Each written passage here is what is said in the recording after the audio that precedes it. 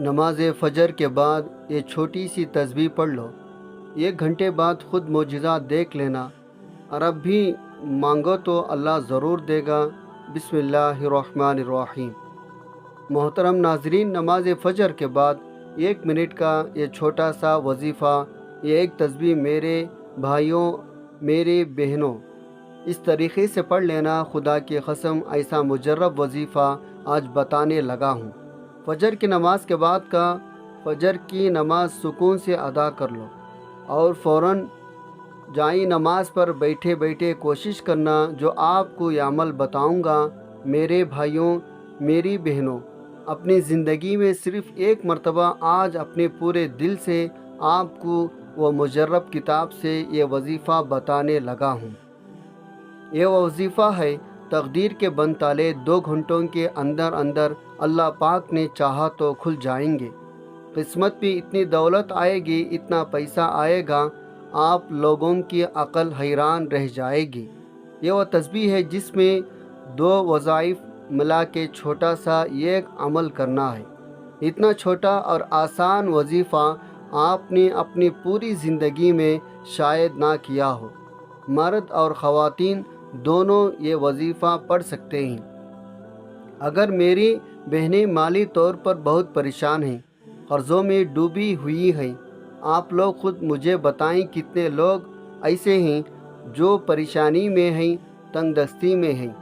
فجر کی نماز جیسے ہی تمام میری بہن بھائی پوری دنیا میں، آپ کے ملک میں، آپ کے شہر میں، آپ لوگ جب فجر کی نماز ادا کر لو، دنیا کے کسی کونے میں، کسی ملک میں، کسی گاؤں بستی دیہات میں، محلے میں آپ لوگ موجود ہوں، جب فجر کی نماز کا وقت آپ کے ملک میں ہو جائے، میرے بھائیوں، اگر مسجد میں پڑھے ہیں تو وہیں پڑھ لیں مسجد میں، اگر گھر میں فجر کی نماز پڑھتے ہیں تو نماز جیسے ہی مکمل ہو جائے فوراً یہ وظیفے کوشش کرنا، جائے نماز پہ بیٹھے بیٹھے پڑھ لینا۔ اگر جائے نماز پر بیٹھے بیٹھے نہ پڑھ سکو تو آپ کے پاس وقت موجود ہے، ½ گھنٹے کے اندر اندر بھی آپ لوگ پڑھ سکتے ہو۔ میری بہنیں بھی اسی طریقے سے نماز فجر جب ادا کر لیں، 4 رکعت 2 کر کے، تو پھر اس کے بعد آپ لوگ یہ وظیفہ فوراً پڑھ لینا۔ یہ وظیفہ خاص طور پر جو قرضوں میں ڈوب چکے ہیں وہ بھی یہ وظیفہ لازمی پڑھ لیں، اور جو میرے بھائی بہن چاہتے ہیں فوری طور پر ان کی مالی پریشانی، مالی حالات بہتر سے بہتر ہو جائے، ان کی زندگی میں اگر فاقے ہیں، گھر میں غربت ہے، گھر میں جھگڑے ہیں، گھر کا ماحول خراب ہو چکا ہے، بالکل پیسوں کی وجہ سے نظام خراب ہے۔ اور ایک بات آپ لوگوں کو بتا دوں، یہ وظیفہ جو ہے اس کے ساتھ 2 وظائف ملا کے آپ کو یہ پورا عمل کرنا ہے۔ چھوٹا سا عمل ہے، 1 منٹ سے بھی کم وقت لگے گا۔ اگر آپ بھی چاہتے ہیں آپ کی تقدیر اور قسمت بدل جائے تو آج کا یہ وظیفہ بہت ہی مسند اور مجرب ہے۔ جو شخص کسی کاروباری اعتبار سے یا مال دولت کی وجہ سے پریشان ہے، اس شخص کو چاہیے وہ یہ وظیفہ پڑھ لے۔ اس عمل کی برکت سے انشاءاللہ تعالی اللہ پاک آپ کے رزق اور کاروبار میں بے پناہ برکتیں اور فضیلتیں عطا فرمائے گا، آپ کے رزق اور مال و دولت کو کشادگاہ کرے گا، ہر پریشانی سے بچائے گا، ہر مصیبت اور دکھ سے محفوظ ہو جائے گا۔ دنیا بھر میں کوئی بھی شخص اس کے ساتھ زیادتی نہیں کر سکے گا، ہر جگہ اس شخص کو کامیابی ہی کامیابی ملے گی۔ اگر وہ کوئی بھی کاروبار کرے گا یا تجارت کرے گا، اس کو دگنا نفع ہوگا، یعنی اگر وہ شخص مٹی میں ہاتھ ڈالے گا تو وہ بھی سونا بن جائے گی۔ اگر آپ نے وظیفہ ہمارے بتائے گئے طریقے کے مطابق عمل کیا تو یقین مانیں انشاءاللہ تعالی اللہ پاک آپ کو اتنا رزق عطا فرمائے گا، آپ کی جان پہچان کے لوگ آپ پہ رشک کریں گے۔ جب آپ اس عمل کو خود ہی کریں گے تو انشاءاللہ اللہ تعالیٰ پاک کے فضل کرم سے آپ کو بھی یقین ہو جائے گا، اور پھر آپ خود بھی یہ وظیفہ کریں گے، دوسرے لوگوں کو بھی بتائیں گے مجھے اس وظیفے نے مالا مال کر دیا ہے، اور اب اللہ تعالیٰ نے مجھ پر اپنا کرم کیا ہے اور میرا رزق میرے لیے بہت کشادہ فرما دیا ہے۔ آپ نے یہ وظیفہ صرف اور صرف اللہ پاک کی ذات پر ہی کامل یقین کرتے ہوئے کرنا ہے۔ پھر جب آپ لوگ یہ وظیفہ کر لو گے تو آپ خود ہی اپنے آنکھوں سے معجزہ دیکھو گے۔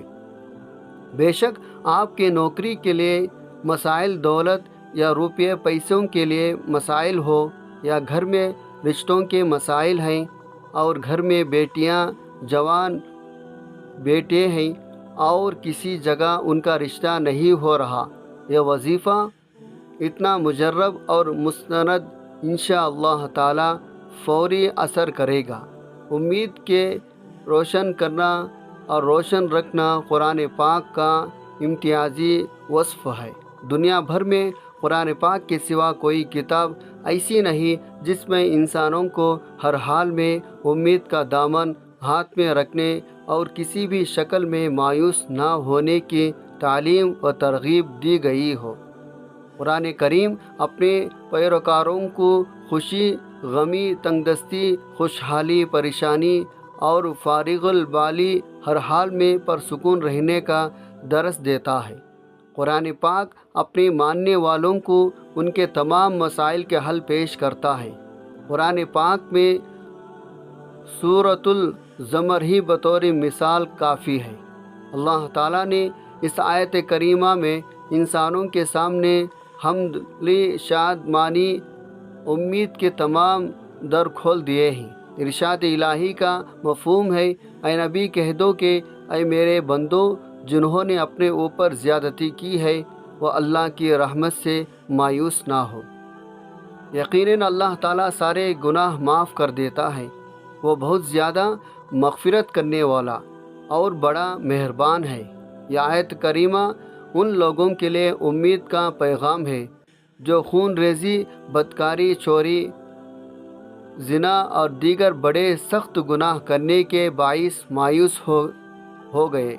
ان کے ذہنوں میں یہ بات جا گزری ہوگی کہ اب ان کے قصور کبھی معاف نہ ہوں گے۔ اللہ تعالیٰ ان سے کہہ رہا ہے تم لوگ اللہ کی رحمت سے مایوس نہ ہو۔ اگر تم یہ سب کچھ کرنے کے باوجود اپنے کیے پر نادم ہو جائے اور اپنے رب کے تابع دار بن جاؤ تو سارے قصور معاف ہو جائیں گے۔ اللہ تعالیٰ نے سورہ یونس میں ایسے لوگوں کے لیے جو الفاظ استعمال کیے ہیں وہ خوشی کا ایسا پیغام دیتے ہیں، انہیں جتنی بار بھی دہرایا جائے ان کے پڑھنے سے ایک نئی خوشی اور نئی آرزو ملتی ہے۔ اللہ تعالیٰ کے ارشاد کا مفہوم ہے، اے نبی کہو کہ یہ اللہ کا فضل اور اس کی مہربانی ہے، یہ چیز اس نے بھیجی ہے، اس پر تم لوگوں کو خوشی منانی چاہیے۔ یہ ان سب چیزوں سے بہتر ہے جنہیں لوگ سمیٹ رہے ہیں۔ قرآن پاک انسان کو ہمت، طاقت، حوصلہ اور امید دینے والی آیتوں سے بھرا ہوا ہے۔ سورۃ آل عمران میں ارشاد ہوا ہے، دل شکستہ نہ بنو، غم نہ کرو، تم ہی غالب رہو گے اگر تم ایمان رکھتے ہو۔ بہت سارے آیات میں اہل ایمان کو قیامت کے دن اللہ کے دربار میں حاضری کے وقت عظیم خوشی اور اچھے انجام کی نوید سنائی گئی ہے۔ ایسی آیتوں کی تلاوت رنج و غم کے احساسات کو مٹا دیتی ہے۔ ایسی آیتوں کی تلاوت سے مسائل ہیچ نظر آنے لگتے ہیں۔ اللہ کی رحمت شامل حال ہونے کا احساس دنیا کے سارے غموں کو بھلا دیتا ہے۔ سورۃ البقرہ میں اللہ تعالیٰ اہل ایمان کی خصوصیت بیان کرتا ہے۔ ان پر کوئی مصیبت پڑتی ہے تو کہتے ہیں ہم اللہ ہی کے ہیں اور اللہ ہی کے طرف ہمیں پلٹ کر جانا ہے۔ انہیں خوشخبری دے دو، ان پر ان کے رب کے طرف سے بڑی عنایتیں ہوں گی۔ اللہ کی رحمت ان پر سایہ کرے گی۔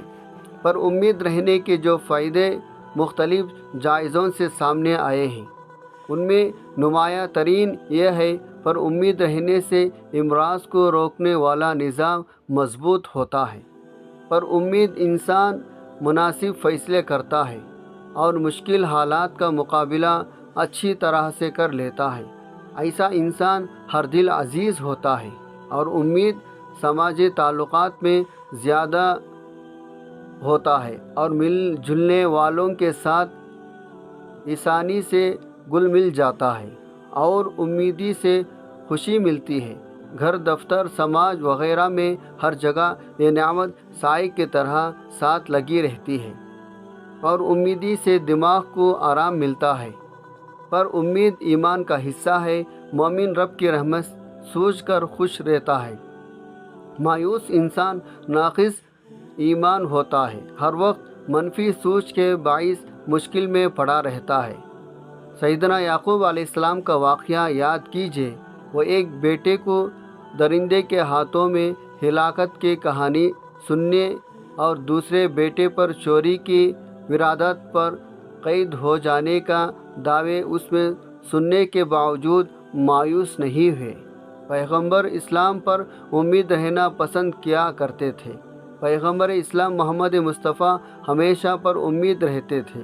وہ ہمیشہ ناویز سنانے کا اہتمام کیا کرتے تھے، اپنے ساتھیوں کو اگر مگر کے چکر میں پڑنے سے روکتے اور فرماتے اگر مگر شیطان کے در کھولتا ہے۔ رسول کریم اپنے صحابہ رضی اللہ تعالی عنہم کو یہ درس دیتے کہ جب تمہارے سامنے کوئی نامناسب واقعہ ہو جائے تو یہ کہا کرو، نوشتہ تقدیر یہی تھا، اللہ کی معصیت یہی تھی، اس نے جو چاہا کیا۔ اس لیے ہمیں بھی ہمیشہ پر امید رہنا چاہیے اور مایوس نہیں ہونا چاہیے۔ حالات جتنے بھی مشکل ہو، اللہ پر بھروسہ رکھنا چاہیے اور اس سے اچھے کی امید رکھنی چاہیے۔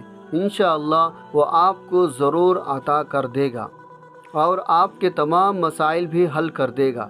امید زندگی کے سفر میں کبھی ایسے موڑ بھی آتے ہیں جب انسان امید اور نا امیدی کے دورہ پر آ کھڑا ہوتا ہے۔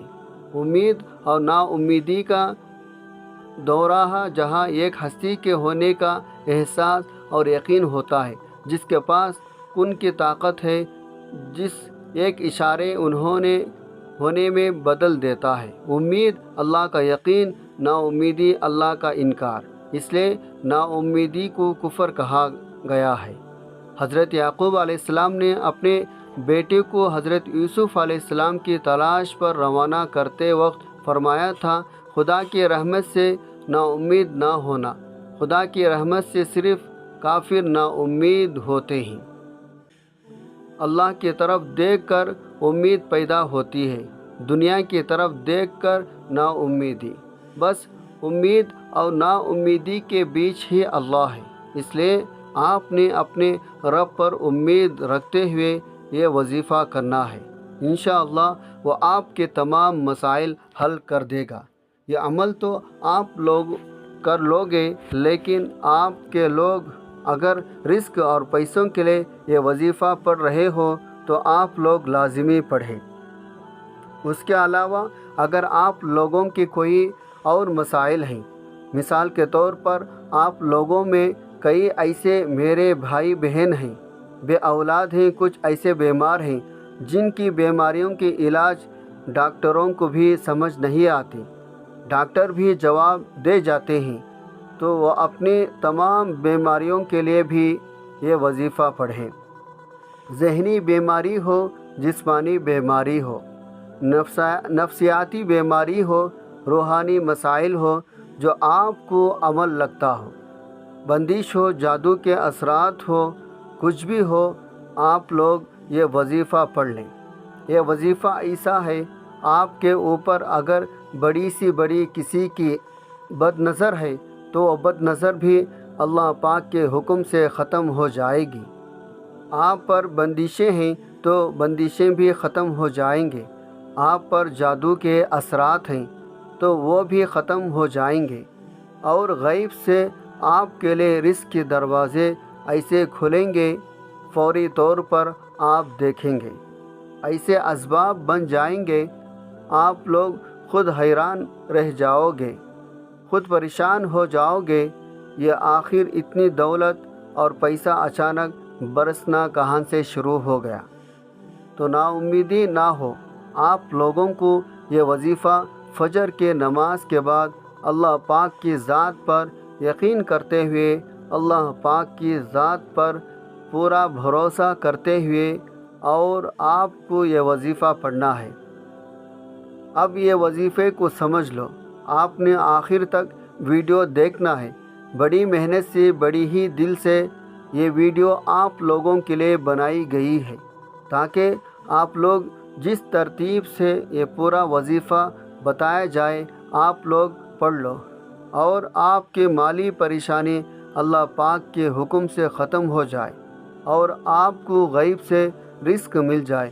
رزق اور پیسے دینے والی جو ذات ہے وہ اللہ پاک کی ہی ذات ہے۔ تو یہ وظیفہ آپ کو اللہ پاک کے ذات پر پورا یقین کرتے ہوئے، بھروسہ کرتے ہوئے آپ کو یہ وظیفہ پڑھ لینا ہے۔ اب وظیفے کو سمجھ لیں، وظیفہ پڑھنا کس طرح ہے۔ سب سے پہلے فجر کی نماز آپ نے مکمل پڑھ لی، کوشش کرنا جائے نماز پر جیسے ہی آپ لوگ بیٹھے ہو سلام پھیر لیا، ویسے ہی اتحیات میں جیسے بیٹھے ہو ویسے ہی بیٹھے بیٹھے آپ لوگ یہ وظیفہ پڑھ لینا ہے۔ سب سے پہلے جیسے سلام پھیر لیا، ایک مرتبہ بسم اللہ الرحمن الرحیم پڑھنا سب سے پہلے۔ جب ایک مرتبہ بسم اللہ الرحمن الرحیم پڑھ لو تو اب آپ لوگوں کو پڑھنا کیا ہے یہ اچھی طرح سمجھ لیں۔ اب آپ لوگ 3 مرتبہ درود پاک پڑھ لیں۔ درود پاک کوئی سا بھی پڑھ لیں جو آپ کو آتا ہو، چاہے درود ابراہیمی پڑھ لیں یا جو آپ کو یاد ہو وہ پڑھ لیں۔ ایک مرتبہ میرے ساتھ بھی درود پاک پڑھ لیں تاکہ ثواب ہو۔ اللہم صلی علی محمد وعلی آل محمد کما صلیت علی ابراہیم وعلی آل ابراہیم انک حمید مجید۔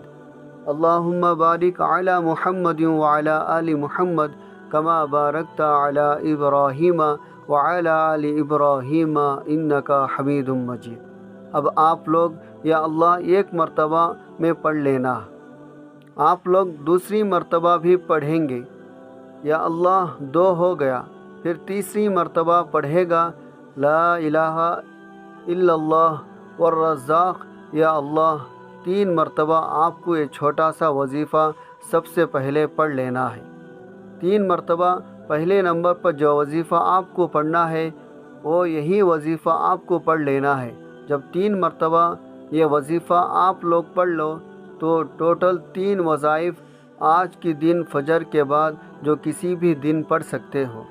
یہ فجر کا وظیفہ آپ یہ نہیں کہ آج ویڈیو اپلوڈ ہو رہی ہے تو آج ہی پڑھ سکتے ہو۔ جب آپ لوگ فجر کی نماز ادا کر لو، زندگی میں 1 مرتبہ اس عمل کو لازمی کر لینا۔ چاہو تو روزانہ فجر کے نماز کے بعد یہی عمل کر سکتے ہو۔ وظائف جو بھی آپ کو بتائے جائیں گے کہیں پر نوٹ کر لو، لکھ لو، فجر کے بعد ویڈیو چلا کر ویڈیو دیکھتے دیکھتے ساتھ میں وظائف بھی پڑھ لیا کرو۔ جو پہلے نمبر پر میں نے وظیفہ بتایا یہ وظیفہ میں نے آپ کو پڑھ کے بھی بتایا، لا الہ الا اللہ والرزاق یا اللہ۔ پہلے نمبر پر آپ کو یہی وظیفہ پڑھ لینا ہے۔ اس کے بعد دوسرے نمبر پر آپ کو جو وظیفہ پڑھنا ہے وہ ہے المقتدر۔ یہ وظیفہ بھی آپ کو دکھ رہا ہوگا۔ اسی طریقے سے آپ لوگ یہ وظیفہ صرف 7 مرتبہ پڑھ لیجیے گا۔ جب 7 مرتبہ یہ وظیفہ پڑھ لو، آپ کو تیسرے اور آخری نمبر پر جو وظیفہ پڑھنا ہے وہ کیا پڑھنا ہے؟ یہ پورا عمل فجر کے بعد جو میں شروع سے بتا رہا ہوں، اچھی طرح ویڈیو کو دیکھ لیجئے تاکہ آپ جب عمل کریں تو آپ کو فوری طور پر فائدہ ہو۔ اور آزمودہ وظیفہ ہے، روزانہ یہ فجر کے بعد پڑھ سکتے ہیں، اور آپ جب پوری ویڈیو دیکھ لیں گے تو آپ کو اجازت بھی مل جائے گی۔ آپ لوگ چاہے تو ایک دن پڑھ لیں، چاہے تو روزانہ پڑھیں، جتنا بھی پڑھیں گے آپ کو انشاءاللہ فائدہ ہی فائدہ ہوگا، اور آپ لوگ خود اپنی زندگی میں رزق اور دولت کے مسائل کا حل اپنی آنکھوں سے دیکھیں گے، اور اس کے علاوہ جو بھی پریشانیاں ہوں گے ان کا حل آپ لوگ اپنی آنکھوں سے دیکھیں گے۔ تیسرے نمبر پر جو وظیفہ پڑھنا تھا، یہ وظیفہ آپ لوگ اپنے ہاتھوں میں اگر تسبیح آپ کے پاس موجود ہو تو تسبیح پکڑ لیں، نہیں تو آپ لوگ ہاتھوں کی انگلیوں پہ یہ وظیفہ پڑھ لیں، یا غنیجو یا غنیجو یا غنیجو، اس طرح پڑھتے رہیں۔ آپ لوگوں کو 63 مرتبہ یہ وظیفہ یا غنیو کا پڑھ لینا ہے۔ آپ لوگ 1 مہینہ پڑھ سکتے ہو، اس سے اوپر نہ پڑھے گا۔ جب آپ نے وظیفہ 63 مرتبہ آخر میں پڑھ لیا، اس کے بعد آپ لوگ کو پڑھنا کیا ہے فوراً سمجھ لیجئے۔ اس کے بعد آپ کو 3 مرتبہ درود پاک پڑھ لینا ہے۔ تو اس کے بعد اپنے تمام حاجتوں کے لیے، پریشانیوں کے لیے اللہ پاک سے دعا مانگ لیں۔ جو حاجتیں ہو، جو پریشانیاں ہو، ان کے لیے اللہ پاک سے رو رو کر، گڑ گڑا کر دعا مانگیں، اللہ پاک ضرور کرم فرمائیں گے۔ ناظرین، اللہ تعالیٰ کے 99 ناموں میں سے کوئی ایک نام کمنٹ باکس میں لکھ کر ضرور شیئر کریں۔ اللہ ہم سب کا حامی و ناصر ہو، آمین۔